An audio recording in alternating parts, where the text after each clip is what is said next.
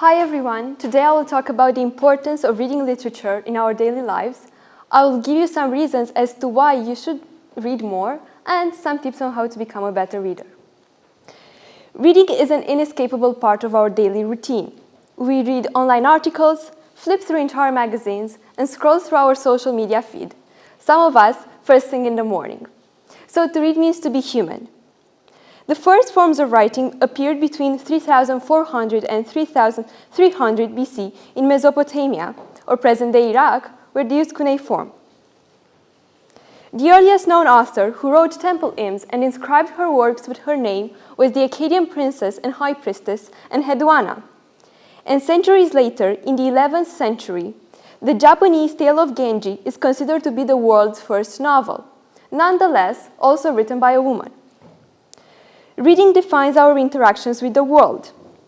Just imagine for a moment how different and difficult, I might add, our lives would be without reading. So, through my speech, I hope to generate a shift in perspective and present reading and reading literature as a pleasurable activity that should come naturally to you. I'll let you decide for yourselves if reading is for you or not.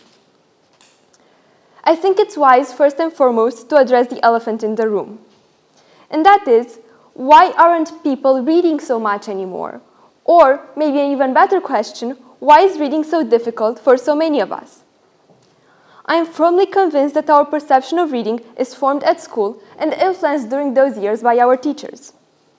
Unfortunately, the current curricula fail to encourage students to appreciate literature, forcing them to read instead because it's important. If we don't understand why we must do certain things, why we must read, for example, Jane Eyre or The Great Gatsby, then it will become almost impossible to pick up the habit of reading literature, because this idea of reading as being something mandatory and boring will always be at the back of our mind, bugging us. Another issue is impatience. Living in a fast-tracked society means that we tend to get lost in easily digestible content, which allows us to be more relaxed and, in turn, less focused. Reading regularly cures this deficit of attention because it requires sustained periods of deep concentration. And one of the best parts of reading is that you can develop this skill without even noticing. Some books are so captivating that time simply flies by. And talking about time, one of the best times to develop an appreciation for good writing is high school. This is a period when we have more time on our hands and more liberty to choose how we would like to spend it. Right now is the perfect moment to explore, to play around, and to read out of sheer curiosity. Reading can even help you figure out what you're interested in and prepare you for university life by practicing the skills I will mention later. So if you'd like to make a habit of reading, it's better to start earlier rather than later.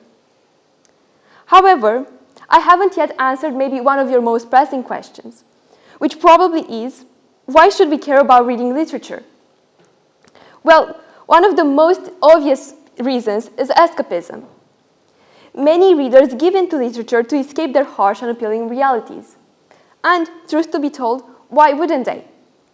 Literary works of fiction provide the perfect support to indulge in our fantasies, and because they transport us to other realities, into other places and ages, with distinguished characters who enable us to see the world through different eyes. Likewise, some of us read to find ourselves. I'm in this category more often than I like to admit.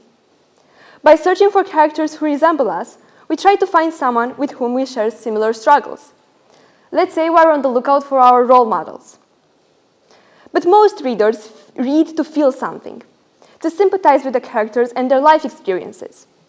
And when it comes to manipulating the human psyche, literature has no rival, honestly.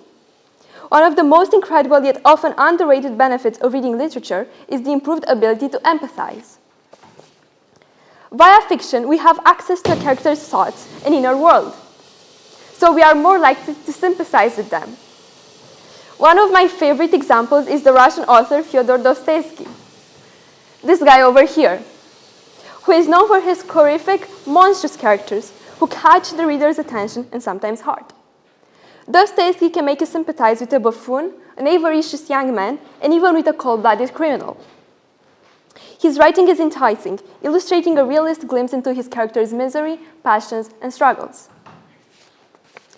But other than being able to sympathize, reading requires many valuable skills, such as the ability to understand complex ideas, make logical connections, and analyze content, all of which can be improved over time. However, there is no use in having these skills if you can't put them into practice. Although this is difficult to admit, some of us might find it hard sometimes to express ourselves in writing. I was in that place myself. I used to have a hard time finding the right words to put my ideas onto paper.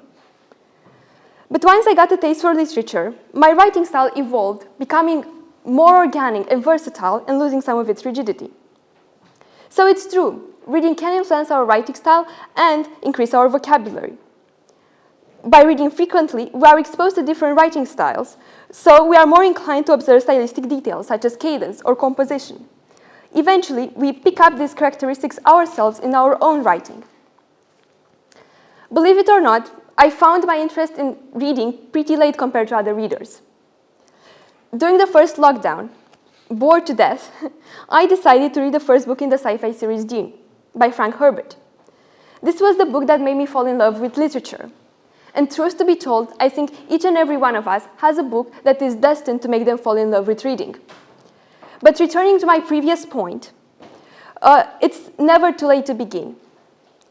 The thing is, when it comes to making a habit of reading, you just have to start somewhere, anywhere really. So with this in mind, I have prepared a series of 5 tips on how to become a better reader. First, always read the first 50 pages. We tend to give up too easily. Oh, this book is boring, or I don't like the subject. Does that sound familiar? Well, if that's the case for you, then you should always remember that before dismissing a book, you should always read the first 50 pages. You'd be surprised how many books turn out to be much more interesting this way. Be patient, reading was never meant to be easy. Second, remember that reading is a group activity. We are taught that reading should be practiced alone, in silence. And although that is true to a certain extent, reading should also be encouraged as a group activity. If you can, join a book club or start one yourself, and debate with your friends the books you think are interesting. My friends and I organize a book club, and what we've discovered is that by discussing with the other members the books we like or dislike, we get to learn a lot from each other, simply by listening to different ideas and opinions. Third, try to engage with the content you've read, even after finishing a book. Reading shouldn't stop with the last page. After finishing a book, especially a classic, read some critical analysis reviews, learn more about the author, and why not watch the movie?